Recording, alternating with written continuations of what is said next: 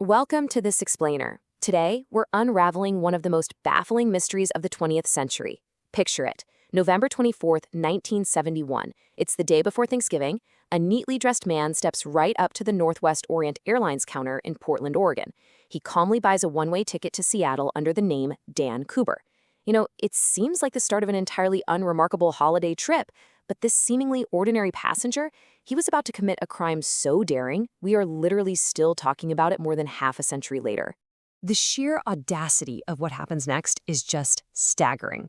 This guy didn't just pull off a flawless skyjacking. He literally vanished into thin air.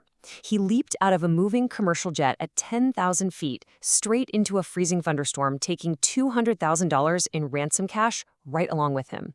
To this day, he's known by the moniker the FBI gave him, DB Cooper. He became America's ultimate ghost, leaving behind a completely unsolved mystery. Okay, let's dive right into this. Section 1. The Flight 305 hijacking.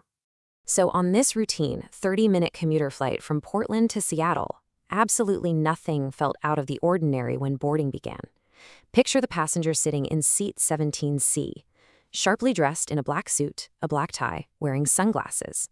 Once he settled into the back row, he ordered a bourbon and soda, lit a cigarette, which, remember, was perfectly normal on flights back then, and just calmly waited for takeoff. His whole vibe was completely relaxed.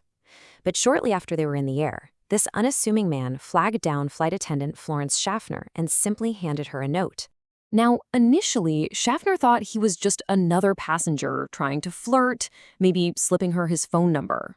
In fact, she dropped the note straight into her purse without even glancing at it. But then, Cooper leaned in close and whispered this terrifying warning.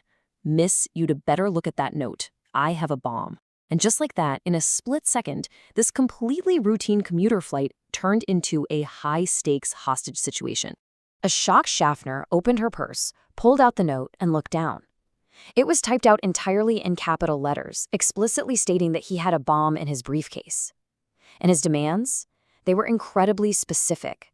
He wanted $200,000 in negotiable American currency. He wanted 4 parachutes, specifically 2 primary and 2 reserve chutes, and he demanded that the plane be refueled the very second it landed in Seattle. Pilot William Scott was immediately informed, and he quickly got on the radio to alert the FBI and air traffic control. This crisis went straight to the top. Donald Nyrup, the president of the airline, was briefed on the situation, and he made a really bold, really definitive decision. His directive was incredibly simple: comply with his demands. Nyrup recognized that just cooperating with the hijacker was absolutely the safest way to protect the 36 innocent passengers trapped on board. Which brings us to Section 2, the ransom and escape. When Flight 305 finally touched down in Seattle, the immediate danger to the passengers seemed to, pause for a moment. True to their word, airline officials delivered the massive ransom, $200,000 in $20 bills. But the FBI wasn't just flying blind here. They meticulously recorded the serial numbers of every single bill before handing them over. They also provided those 4 parachutes. And Cooper? He kept his end of the bargain too.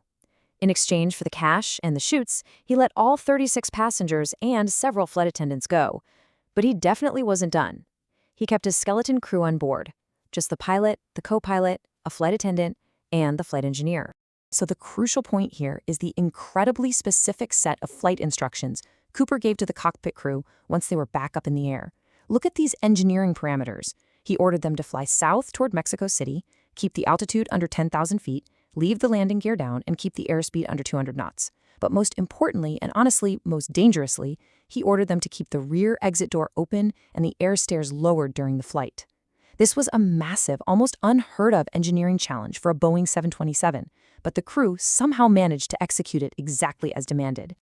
To really understand how this getaway played out, we have to look at the flight's trajectory. They started in Portland, flew up to Seattle for that tense ransom handover, and then headed south, right back over Washington state. And it was during this southern leg, flying over the rugged, heavily forested mountains of southwestern Washington, that the climax of our story actually happens. The plane itself would ultimately land safely in Reno, Nevada much later that night. Which leads us to the most iconic moment of the whole legend. Section 3, Leaping into the Night. Okay, so the Boeing 727 is now cruising low and slow over the wilderness, battling a completely violent, freezing rainstorm in the pitch blackness. Suddenly, inside the cockpit, a red warning light flashes on the dashboard. The rear staircase had been lowered. Back in the cabin, Cooper was standing right at the edge of the open exit ramp. Just imagine that scene for a second. He's staring down into a completely dark void, fighting against howling winds and driving freezing rain. It's a seemingly impossible, incredibly dangerous leap. Honestly, it's total madness. But Cooper didn't hesitate. He strapped on his parachutes, picked up those heavy bags containing 200 grand in cash, and he jumped. Just like that, he vanished into the night sky, plummeting toward the unforgiving Washington wilderness. Hours later, the plane touched down safely in Reno, Nevada. Law enforcement heavily swarmed the aircraft, weapons drawn, totally ready to apprehend the hijacker. But the ghost was already gone. When they searched the cabin, all they found were a few cryptic items he'd left behind: his black clip-on tie, a pearl tie clip, 2 of the 4 parachutes he'd requested, and of course, countless unanswered questions. The disappearance of the hijacker kicks off the final chapter of our explainer, Section 4, the ultimate cold case. The FBI immediately launched Operation Norjack, which would become one of the most exhaustive investigations in U.S. history. And this brilliantly illustrates the disconnects between the myth of D.B. Cooper and the reality of the actual evidence. For decades, the public imagined this suave, James Bond-esque figure, an experienced skydiver and elite survivalist. But investigators and survival experts painted a very, very different picture. The reality? He chose a military reserve parachute that was actually sewn shut for training purposes. It wouldn't even open. Plus, he jumped into a freezing, pitch-black storm wearing slip-on loafers and a business suit. Because of all this, most survival experts firmly believe he simply could not have survived the fall. Now, what's really fascinating here is that for nearly a decade, absolutely nothing was found. Not a trace.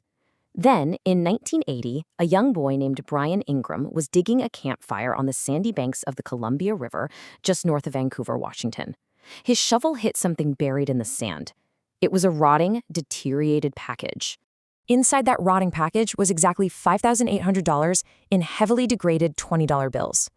When the FBI checked the serial numbers against their meticulous records from back in 1971, it was a perfect match. It was undeniably part of the D.B. Cooper ransom. Yet it was only a tiny fraction of the total haul. Think about it. Just a drop in the bucket compared to the $200,000. And to this day, it remains the absolutely only physical evidence of the ransom ever recovered. Naturally, the discovery of the money sparked renewed interest, but it ultimately led nowhere. Investigators interviewed over 1,000 suspects over the decades, chasing down every conceivable lead you could think of. But in 2016, a full 45 years after that rainy night in November, the FBI officially suspended the active investigation into the D.B. Cooper case. The file was closed without a definitive answer. Which leaves us with the ultimate question: did he survive? Did he somehow pull off the impossible jump, hike out of the wilderness, and live out his days on a tropical beach with a fortune? Or did the freezing rain and the rugged mountains claim the life of the polite man in the black suit? We may never know who D.B. Cooper really was, but his audacious escape ensures his ghost will remain a permanent legend in American history. So think about all the evidence we've covered today. What do you think happened to him?